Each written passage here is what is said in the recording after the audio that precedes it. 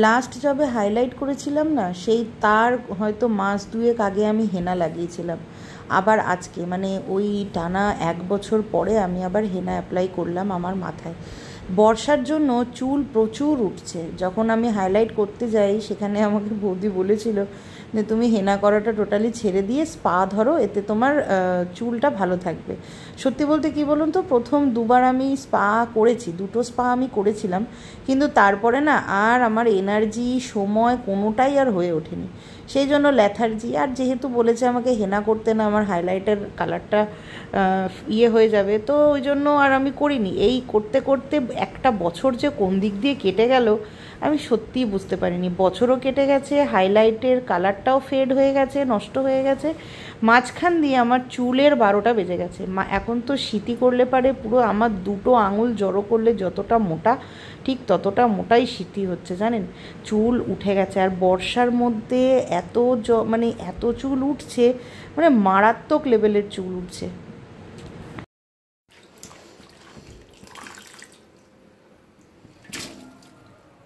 Sautéed vegetable বানাবো, তো তার জন্য একটু সবজি কেটে সেদ্ধ বসাচ্ছি। মানে একটুখানি 1 ফুট কি 2 ফুট নেব।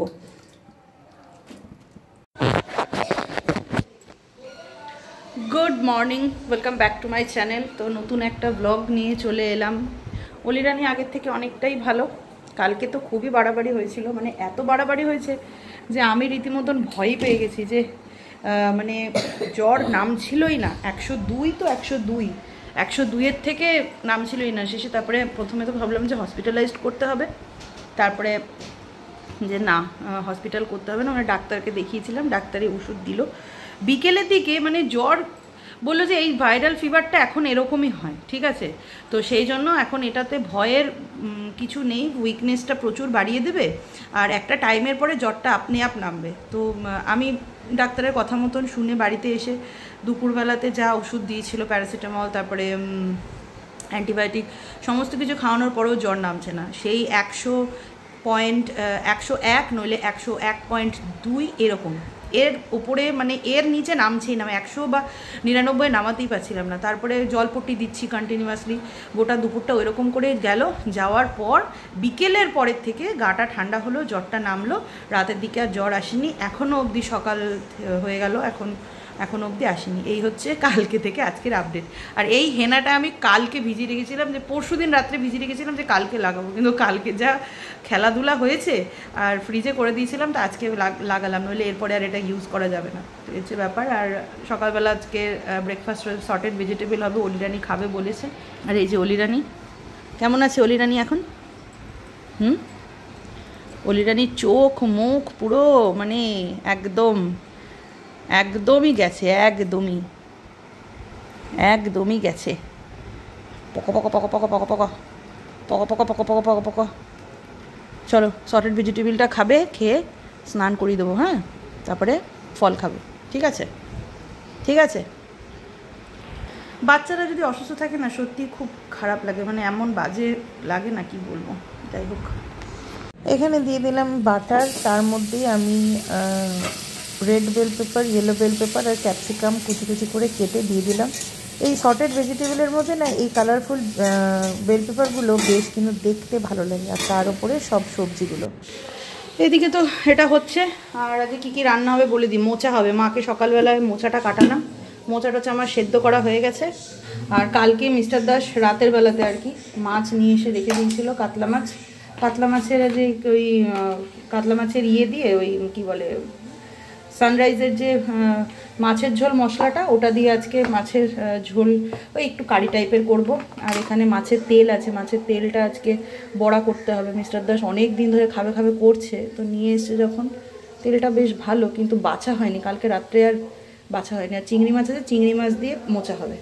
এই সিজনের যে জ্বরটা হচ্ছে না, এই জ্বরটা না মারাত্মক বাজে, একদম মানে সেই হাই টেম্পারেচার জ্বর হচ্ছে, আর তার সাথে সাথে না শরীরের মানে কিছুই রাখছে না। আমার মার কিছুদিন আগে হয়েছিল, মা বলল যে এটা নাকি সত্যিই খুব কষ্ট হয়।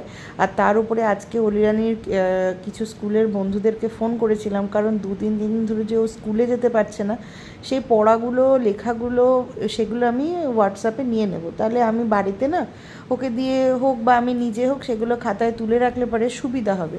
তো তখনই জানতে পারলাম যে এই ভাইরাল ফিভারটা মোটামুটি স্কুলের অনেক বাচ্চাদের মধ্যেই হয়েছে। আর এই ভালো লাগছে না, তারপরে বসে থাকতে পারছে না, যে ব্যাপারটা আমার মেয়ের মধ্যে হয়েছে সেটা প্রত্যেকটা বাচ্চার মধ্যেই হয়েছে। তো এখন কয়েকদিন ওকে খুব ভালোভাবে খাওয়া দাওয়া একটু রেস্টে রাখতে হবে। তার মানে তার উপরে আবার কি বলুন তো, আগস্ট মাসেই শেষের দিকেই ওদের হাফিয়ালিটা শুরু হয়ে যাবে, ওই জন্য চিন্তাটা বেশি হচ্ছে। কালকে মিস্টার দাস যখনই কাতলা মাছ নিয়ে এসছে তখনই বলেছে যে ওই কাতলা মাছের মানে কালিয়া মতন করতে, ওই সানরাইজের মাছের ঝোল মশলাটা দিয়ে, বিশেষ করে খেতে কিন্তু বেশ। আর এই মশলাটা দিয়ে মাছের ঝোলটা করতে গেলে না মাছগুলোকে আমি একটুখানি কড়া ভাজাই রাখি। কালিয়াতে কেউ কড়া ভাজে না সেটা জানি, কিন্তু মাঝে মাঝে না কড়া ভাজার সাথে এই মশলাটার সাথে কড়া ভাজাটা খুব ভালো লাগে। আর যে তেলটা নিয়ে এসেছিল সেই তেলটা বাবারে বাবা, উপর থেকে পরিষ্কারই লাগছিল কিন্তু ভেতরে প্রচণ্ড ময়লা ছিল। ওই ছাড়াতে ছাড়াতে আজকে অনেকটাই বেলা হয়ে গেছিলো। তো এইদিকে আমি আজকে তেলগুলোকে একসাথে ওই পেঁয়াজ, কাঁচা লঙ্কা, টমেটো, রসুন, আদা, নুন, হলুদ তো আছেই, সাথে আর একটুখানি লঙ্কার গুঁড়োও দিয়েছি, দিয়ে ভালো করে মেখে নিচ্ছি। আজকে না ওই মানে শুধু তেলগুলোকে দিয়ে দিয়ে বেসনের সাথে বড়া করব না, এই রকমভাবে বড়াটা খেতে না বেশ ভালো লাগে, মানে একটু অন্য রকম লাগে খেতে। আর এই মানে মাছের মশলাটা আর কি, এই মাছের কি বলে, মাঝে মাঝে না আমার সত্যি আজকে খুব কথা বলতে আটকাচ্ছে কেন কে জানে। এই মাছের ঝোলের মশলাটা সেটা আমি এই ব্যাটারটার মধ্যেও দিয়েছি, বেশ একটা ভালো গন্ধ ছাড়ছিল কিন্তু। হ্যাঁ জানি এটা সেই অনেকটা আদেকলার পিতলা ঘটির মতন হয়ে গেছে, কিন্তু কি বলুন তো, কিছু কিছু জিনিস কিন্তু একটু অন্যরকম করে খেতেও ভালো লাগে। আর আজকের বড়া, তেলের বড়াটা গরম ভাতের সাথে বেশ ভালোই লাগছিল খেতে। রান্নার ফাঁকে অলি রানীকে আমি স্নানটাও করিয়ে দিয়েছি। ও এতটা পরিমাণে উইক হয়ে গেছে যে ওর বসে থাকার ক্ষমতাটাও নেই আর কি, বসে বসে কিছুই পারছে না, যা হচ্ছে শুয়ে শুয়ে। তো অনেকক্ষণ ওই ঘরে ছিল, তো বললো যে মা একটু টিভি দেখবো, তো স্নান টান করিয়ে দিলাম আর একটা ফল কেটে দিলাম। সটেজ ভেজিটেবিলটা খাওয়ার পরে ঘন্টাখানেক মতন কেটে গেছে, তো ওই জন্য ওকে একটুখানি ফল দিলাম, ও ফলটা খেতে থাক। আসলে কি বলুন তো, খাবারটা না আমি ওকে বারে বারে দিচ্ছি, একবারে খেতে পারছে না, একবারে খেলে পারেই বমি করব, নইলে খাওয়ার প্রতি রুচি হারিয়ে ফেলেছে, তো খেতেই পারছে না। তো সেই জন্য অল্প অল্প করে দিচ্ছি, বারে বারে দিচ্ছি। কথা বলতে বলতে আমার এদিকে মশলা কষানো হয়ে গেছে। না না, সানরাইজ আমাকে কোনো টাকা পয়সা দেয় না। আসলে কি বলুন তো, আমি কোনো জিনিস মানে ভালো কোনো কিছু জিনিস যদি আমি বানাই আর সেটা খাই না, সেটা আপনাদের সাথে আমার মনে হয় একটুখানি শেয়ার করলে আমার ভালো লাগে।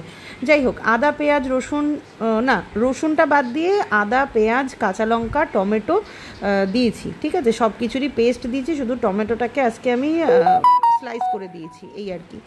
দেখতেই পাচ্ছেন এদিকে আমি ঝোল ফুটে গেছে আমার, আমি এরপরে মাছগুলোকে ছেড়ে দিচ্ছি। কিছুই না, সমস্ত মশলাগুলোকে ভালো করে কষিয়ে, আর অবশ্যই গরম জল দিয়ে করতে হবে, গরম জল দিয়ে করলেই কিন্তু রান্নাটার টেস্টটা আরও খুলবে। আর নামানোর আগে ধনেপাতা বা কাসুরি মেথি দুটোর মধ্যে কিন্তু যে কোনো একটা। তো এইদিকে ঝোলটা ফুটুক, আর ওদিকে চলুন মাকে একটা গরম গরম তেলের বড়া দিয়ে আসি।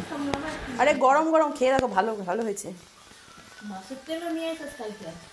আরে ওই কাতলা মাছের পেটটা নিয়েছিলাম, পেটের মধ্যে ছিল, ওই তেল নিয়েই তো ঝামেলা হলো। তেলের দামটাই তুমি কি বললাম, তেলের দামটা নিচ্ছিল, ওই জন্য তো ইয়ে হলো। তেলের এখন তেল এমনিতে দেয় না, দাম নেই, ওই জন্যই বললাম তেলের দাম আবার তোমরা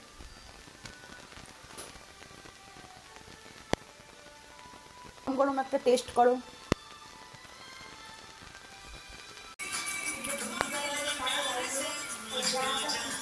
এত কিছু করার পরেও আবার ফোন করছো।